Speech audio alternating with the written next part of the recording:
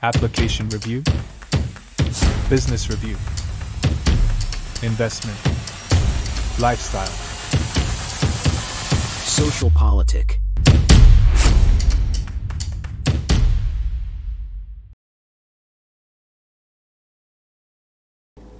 Halo Bapak Ibu, saudara-saudari sekalian, lovers and haters. Salam cerdas Indonesiaku. Jumpa lagi kita pada kesempatan kali ini.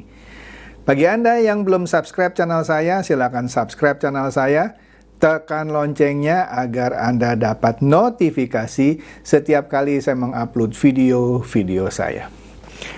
Oke, seperti yang Anda bisa lihat, kembali saya memakai baju merah dengan latar belakang merah juga. Artinya ini adalah sebuah berita yang hot. Apa itu? Inilah keputusan akhir dari Mahkamah Konstitusi atas sidang sengketa pemilihan presiden 2024. Kenapa saya bilang hot? Ya, karena selain keputusan itunya hot, kan saya pernah janji ya, kalau sampai gugatan kubu 01 maupun kubu 03 diterima dengan dalil-dalil misalnya bansos itu mempengaruhi pilihan orang sehingga 02 menang, kemudian Gibran bisa didiskualifikasi dan segala macam, saya tutup channel saya. Dan benar, itu tidak terjadi. Kalau itu terjadi, saya nggak rekaman lagi nih, ya. Jadi oke ya, saya sudah menang nih ya dalam tantangan saya. Jadi nggak perlu tutup nih channel saya nih ya. Oke deh, kita lihat nih ya apa yang terjadi kemarin ya ketika pembacaan keputusan lah gitu ya. Nah di sini di TV One News ini ada berita bahwa para demonstran dari kubu 01 dan kubu 03. Nah, sedangkan dari kubu 02 kan sudah dilarang gitu oleh Pak Prabowo. Ya udahlah, jangan bikin ribut gitu ya. Jadi yang kumpul di situ demonstran kubu 01 dan 03 yang nggak mau kalah dan nggak mau menerima kekalahan gitu ya. Mereka berkumpul di depan patung kuda ya, hingga menggelar doa bersama sambil berselawat pada hari Senin kemarin ya. Hal tersebut dilakukan sambil menunggu hasil putusan Hakim MK terkait dengan sidang putusan sengketa Pilpres 2024 ya. Oke, kemudian ada cuitan nih, dikira Mahkamah Konstitusi MK bisa diintervensi dengan cara demo setiap hari. Memang kalau lu demo setiap hari MK takut. Pulang, besok nggak usah datang lagi, Hakim MK libur semua. Ya memang besok atau hari ini maksudnya ya nggak ada lagi ya, Hakim MK libur lah, itu nggak urusin sengketa Pilpres. Nah nanti yang mendatang mengenai Pileg ya. Oke. Nah, TV One News juga memberitakan bahwa MK tolak gugatan hasil Pilpres 2024. Nah kita akan lihat nanti detailnya ya.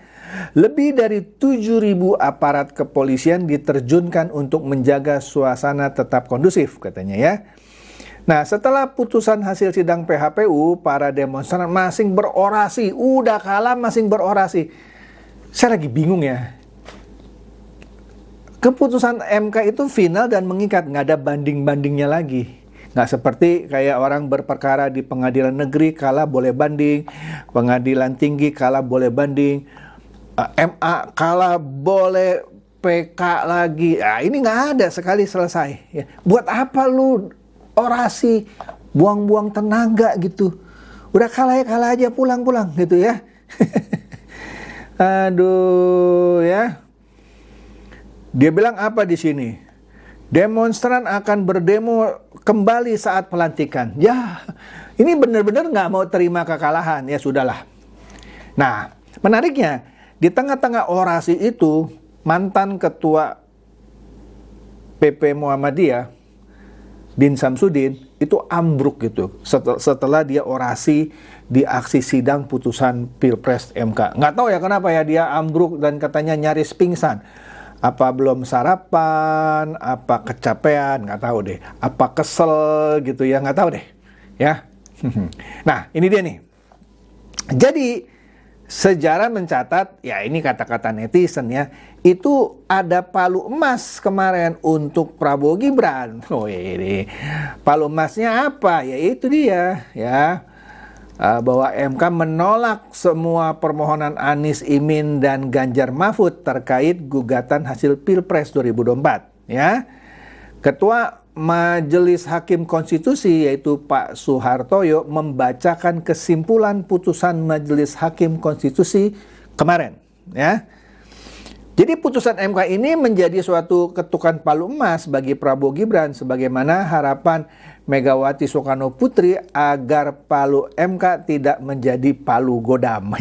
Kan Ibu Mega minta ya, semoga palu MK itu tidak jadi palu godam. Ya, tidak jadi palu godam, jadi palu emas buat Prabowo Gibran. Tapi mungkin jadi palu godam buat kubu 03 maupun kubu 01. Ya.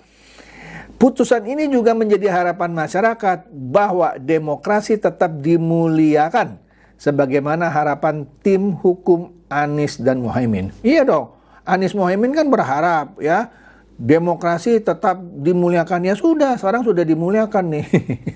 Ya kan, dengan keputusan ini. Udahlah, begitulah kira-kira. Menarik ya? Oke. Apa lagi nih yang menarik dari sini? Nah, ternyata di dalam sidang itu sesuai dugaan saya, ya kan sudah saya pernah bahas ya. Lu orang ya, ketika Gibran sudah diputuskan oleh MK sah. Sebenarnya MK waktu itu tidak memutuskan Gibran yang sah. MK cuma memutuskan bahwa batas usia untuk menjadi cawapres itu tetap 40 tahun atau sudah pernah berpengalaman. Enggak sebut Gibran loh. Bisa Gibran, ya. Bisa siapa itu, Emil Dardak, ya, atau siapapun kepala daerah yang usianya di bawah 40 tahun boleh mencalonkan diri jadi cawapres. Jadi keputusan MK waktu itu nggak pernah sebut-sebut nama Gibran, ya. Jadi MK sekarang menegaskan, nggak ada tuh capres dan cawapres ataupun parpol yang waktu itu keberatan KPU loloskan Gibran.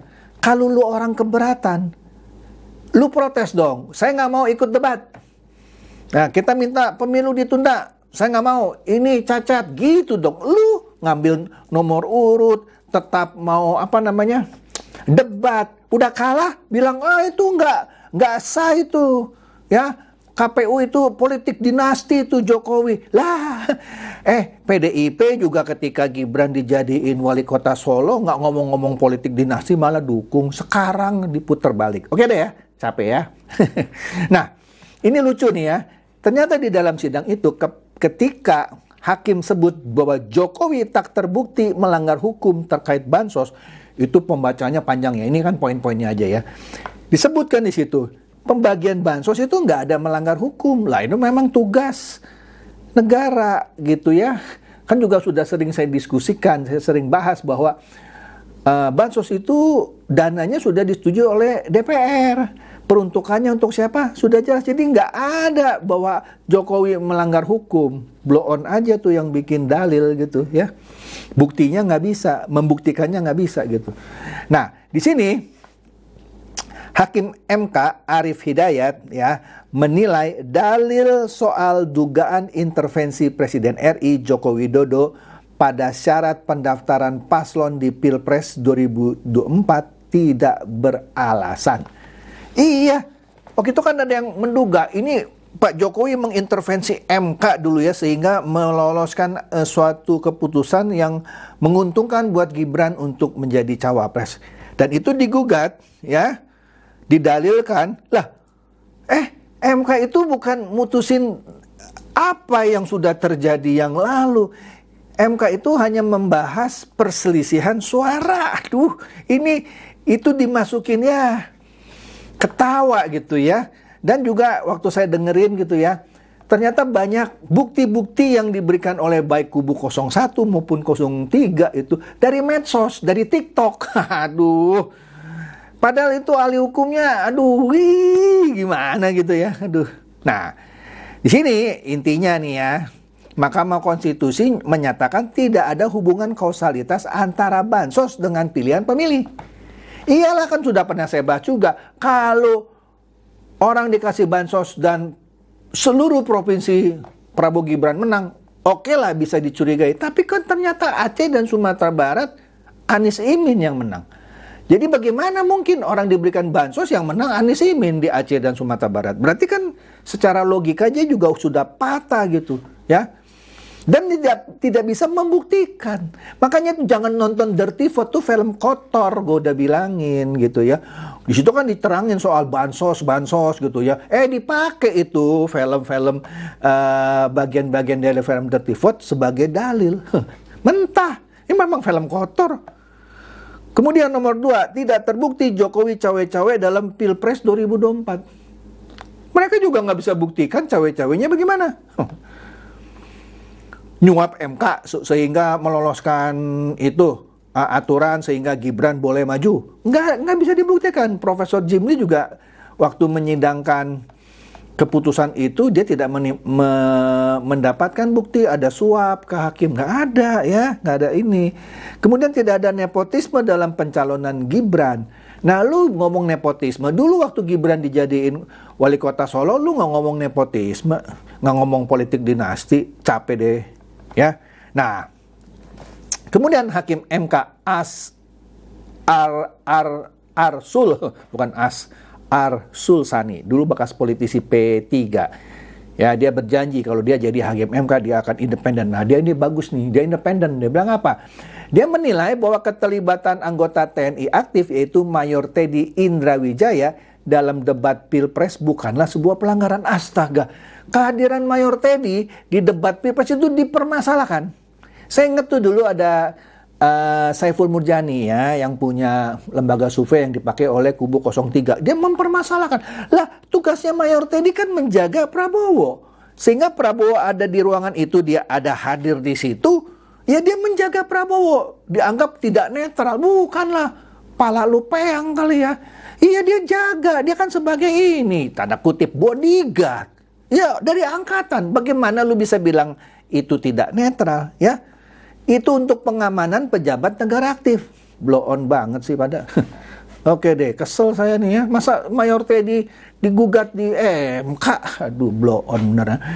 Nah, Kumparan juga membuat breaking news. Dia bilang apa di sini? Mahkamah Konstitusi menolak gugatan terkait hasil Pilpres 2024. Yang dilayangkan Capres-Cawapres 01 Anies Baswedan, Muhaimin Iskandar ya. Nah, ditolak tuh. Nah, memang ada catatan di sini, ada 3 hakim yang memiliki dissenting opinion. Opini yang berbeda.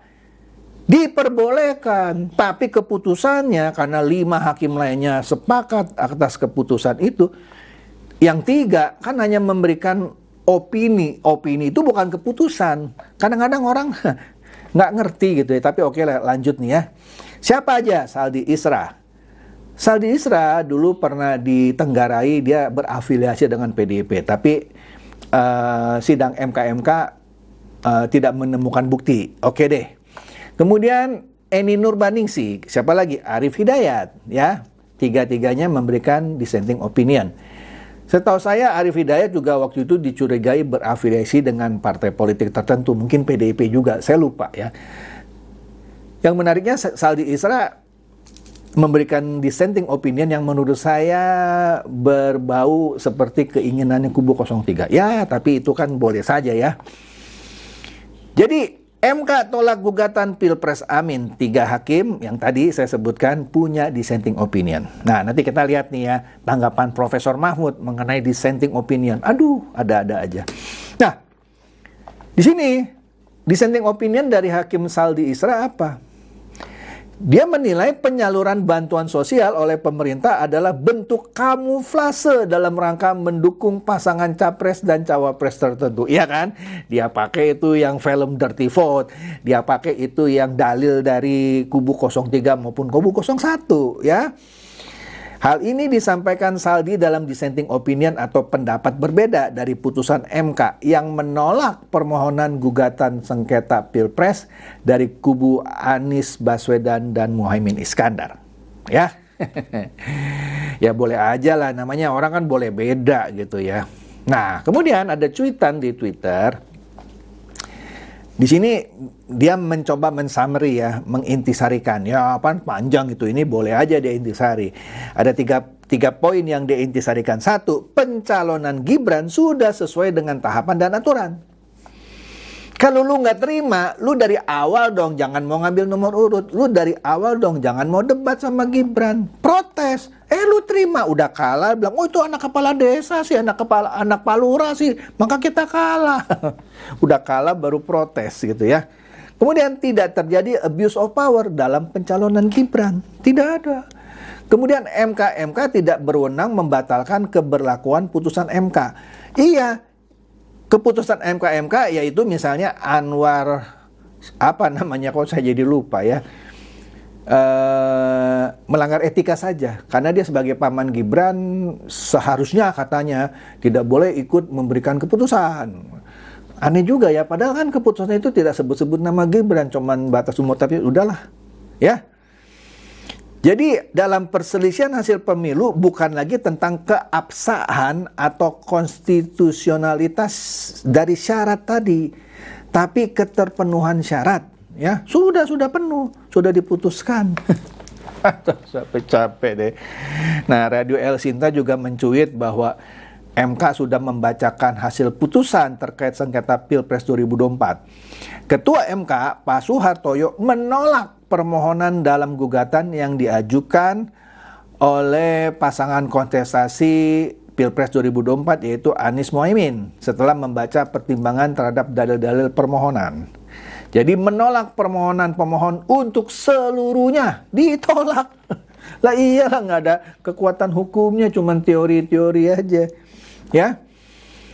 Nah, kemudian katanya MK awalnya menyatakan berwenang mengadili permohonan Anies Caimin. Selanjutnya membacakan pertimbangan terhadap berbagai dalil. Wah, lu pakainya dari medsos, nggak punya kekuatan hukum. Ditelanjangin gitu ya. Nah, salah satu yang dipertimbangkan MK ialah dalil Anies Caimin yang meminta cawapres nomor urut 2 Prabowo Subianto dan Gibran Rakabuming Raka didiskualifikasi, endasmu etik. Udah kalah minta MK suruh didiskualifikasi. Ini nih, itu yang saya bilang, kayak orang main gundu atau main badminton. Ketika diadu, ini ada anak muda, oh ya gue nggak takut. Begitu kalah, pantasan kita kalah, anak palura sih, wah enggak, minta didiskualifikasi, padahal dia udah kalah main gundunya gitu ya.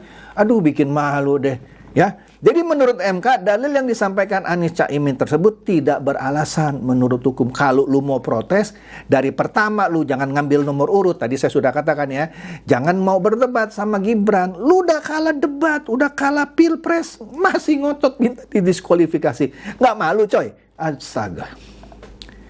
Nah, ini ada cuitan dari Bebek Bubu lucu nih ya. Ditolak semuanya ya sama MK. Gimana rasanya katanya ya. Gibran didiskualifikasi, ditolak oleh MK. Jadi maksudnya minta Gibran didiskualifikasi ditolak sama MK. Minta dinyatakan Gibran tidak sah juga ditolak oleh MK. Minta pernyataan atau persetujuan atau keputusan yang menyatakan Presiden Jokowi itu ikut cawe-cawe ditolak oleh MK. Hubungannya dengan bansos ditolak sama MK.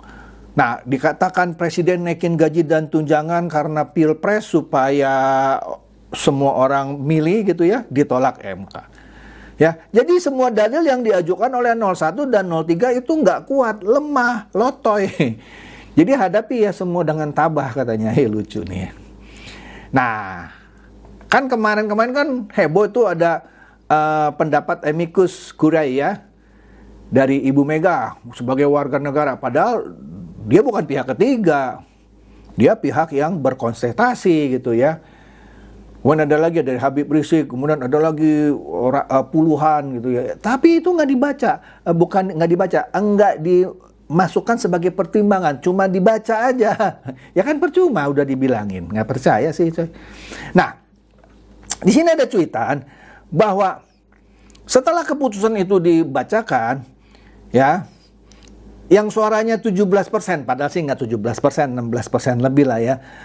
Tanda kutip minta jadi pemenang. Inilah pertama kali nih, ya, yang suaranya nggak sampai 17% minta jadi pemenang. Minta yang 58 dikalahkan, didiskualifikasi, ya. Nah, kenapa ini cuitannya begini? Karena Pak Mahfud bilang, inilah yang pertama kali sidang di MK ada dissenting opinion. Seakan-akan dia memberikan catatan. Tuh kan ada dissenting opinion. Ya so what? Itu kan pernyataan yang berbeda saja. Tidak mempengaruhi keputusan dari MK. Wah. Jadi sejak dulu tidak pernah boleh ada. Di mana ada aturan tidak pernah boleh ada dissenting opinion? Dissenting opinion di sidang apapun boleh. Aduh, Pak Mahfud katanya profesor hukum tata negara. Bingung juga saya. Aduh. Ya, jadi, ya serulah menurut saya ya. Nah, tapi tetap saja ada orang yang nggak terima gitu. Ya, dia bilang apa ini? Ini ada cuitan dari siapa? Duren. Duren. Setuju nggak bahwa 22 April itu hari matinya demokrasi? Pala lu pitak. Ini hari kemenangan demokrasi yang selama ini mau dilecehkan sama 01 dan 03. Digugat.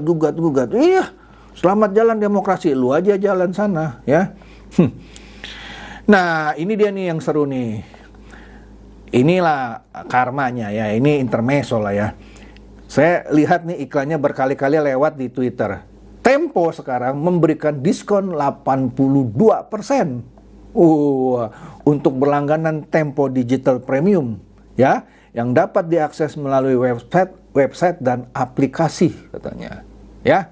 Nah, khusus untuk pelanggan baru. Anda yang sudah berlangganan nggak bisa dapat 82%. Tapi bukan itu poin saya. Kalau ini benar begini, ini artinya Tempo udah nggak laku tuh. Udah nggak laku, diskon sampai 82%. Orang jual baju 50% aja tuh udah habis-habisin. Ini diskon 82%. Ya, karma dia tuh. Ya gara-gara bocor halus, sering bikin berita-berita hoax menurut saya. Oke, itu saja dari saya. Semoga ini mencerdaskan dan mencerahkan Anda semua. Silakan share video saya ini kepada teman-teman, sahabat, atau kerabat supaya mereka tambah cerdas dan tercerahkan. Seperti biasa, terima kasih.